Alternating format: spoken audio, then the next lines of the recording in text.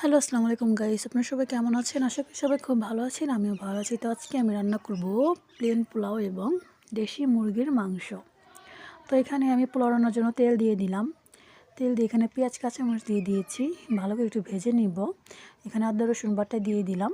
আদা রসুন বাটা দিয়ে একটু ভালো করে নেড়ে চেড়ে নিব। নিয়ে এখানে চালগুলো দিয়ে দিব, পোলাওর চাল।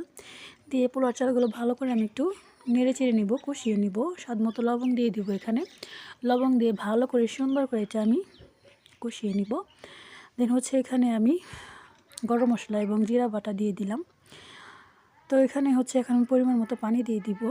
তো দেখুন পানি দিয়ে ভালো করে নেড়ে চেড়ে নিচ্ছি, ভালো করে নেড়ে চেড়ে নিব যাতে কোথাও লেগে না থাকে। দেন হচ্ছে ঢাকনা দিয়ে ঢেকে দিব। তো কিছুক্ষণ অপেক্ষা করব। কিছুক্ষণ অপেক্ষা করার পর আমি ঢাকনাটা উঠিয়ে নিব। তো দেখুন এখানে কিন্তু বলক এসে গেছে। তো আলহামদুলিল্লাহ পোলাওটা কিন্তু আমার রান্না করা হয়ে গেছে এবং খুব কিন্তু ঝরঝরে হয়েছে। তো এখানে আমি মাংসর জন্য পেঁয়াজ এবং কাঁচামরিচ পাটায় বেটে নিয়েছি। তো এখানে আমি ময় মশলা বাটার পর যে পানিটা হয়েছে সেই পানিটা আমি দিয়ে দিয়েছি, পাটার ধোয়া পানি। তো এখানে আমি আদা রসুন বাটা দিয়ে দিলাম। তারপরে হচ্ছে গরম মশলা এবং জিরা বাটা দিয়ে দিলাম।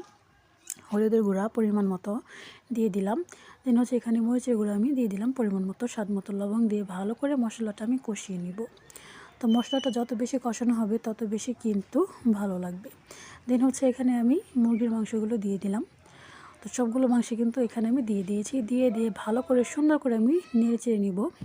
নেড়ে চেড়ে নিয়ে এখানে আমি কতগুলো আলু দিয়ে দিলাম। আলু দিয়েও ভালো করে একটু নেড়ে চেড়ে নিব। তো সুন্দর করে এটা কষিয়ে নিতে হবে। যত কষানো হবে তত বেশি কিন্তু মাংসটা মজা লাগবে।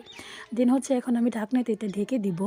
তো কিছুক্ষণ অপেক্ষা করার পর আমি এখন ঢাকনাটা উঠিয়ে নিয়েছি। নিয়ে এটা আমি ভালো করে দেখুন কষিয়ে নিয়েছি। খুব সুন্দর কিন্তু এটা কষানো হয়ে গেছে। দেন হচ্ছে এখানে আমি সোডা দিয়ে দিয়েছি, মানে একটু ঝোলের পানিটা দিয়ে দিয়েছি। তো ফাইনালি দেখুন আমার কিন্তু মুরগির মাংসটা রান্না করা হয়ে গেছে। তো আলহামদুলিল্লাহ আমার কিন্তু আজকের মুরগির মাংস এবং প্লেন পোলাওটা রান্না করা হয়ে গেছে। তো আজকের আমার এই রান্নাটা কেমন লাগছে এটা আমাকে অবশ্যই কমেন্টে জানাবেন। সবাই ভালো থাকবেন, সুস্থ থাকবেন। আর যারা এখন আমাকে সাবস্ক্রাইব করেন নাই, দ্রুত সাবস্ক্রাইব করে ফেলুন আমার নতুন নতুন ভিডিওগুলো সবার আগে দেখার জন্য আমি আপনাদেরকে সুযোগ করে দিতে পারি। তো আল্লাহ হাফেজ, আসসালামু আলাইকুম।